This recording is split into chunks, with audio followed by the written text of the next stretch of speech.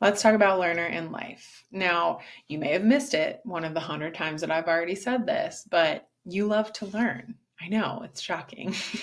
And not just that, you just like the process of learning. You like to learn for the sake of learning, not for the outcome, not for the celebration or the reward at the end, simply for the act of showing up and gaining new information. The reason this is important is because it's something that brings you energy. The process of learning brings you energy. So, in any point in your life or work where you're feeling a little disconnected, a little untethered, a little unfocused, low energy, leaning into learning something new can be a really beneficial practice for you to help you reestablish your excitement, your drive, your energy at the end of the day. So for all of my clients, I have a lot of clients who have learner high, or at least in their top 10. I always recommend that they lean into this strength as a way of helping boost their mood, their energy, and ultimately help them feel more grounded in their life.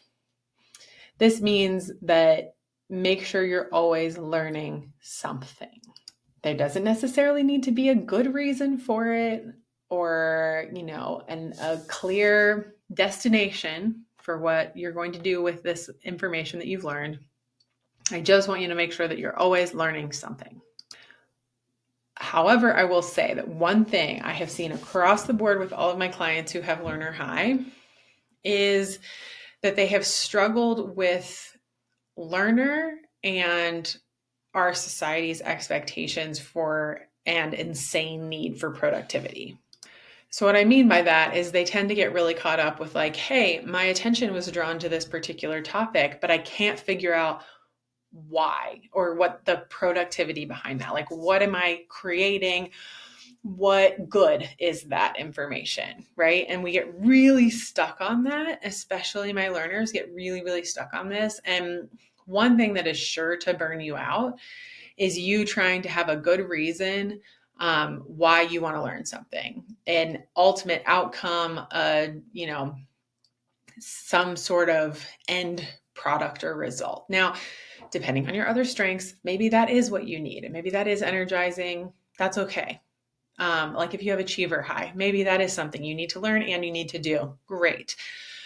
For a lot of my clients, that's not the case, and learner tends to take over, but they get stuck in this, okay, but why? Okay, but that's not a good reason to purchase that course or, commit time and energy to reading that information.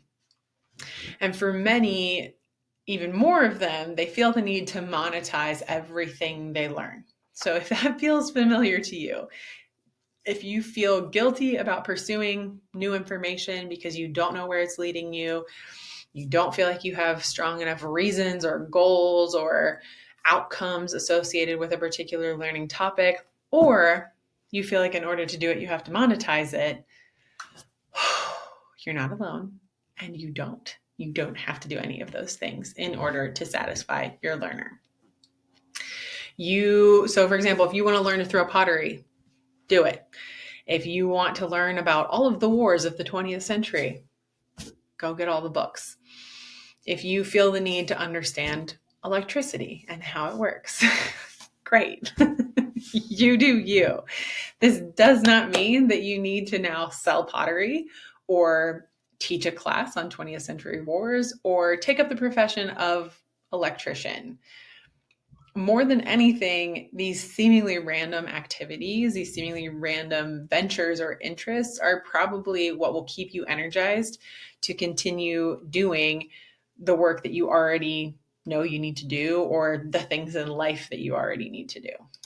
So at the end of the day, signing up for that community class or taking a pottery throwing class or reading all of those history textbooks or whatever it is likely just you adding fuel to your tank so that you can then go about life in a more productive and energized way.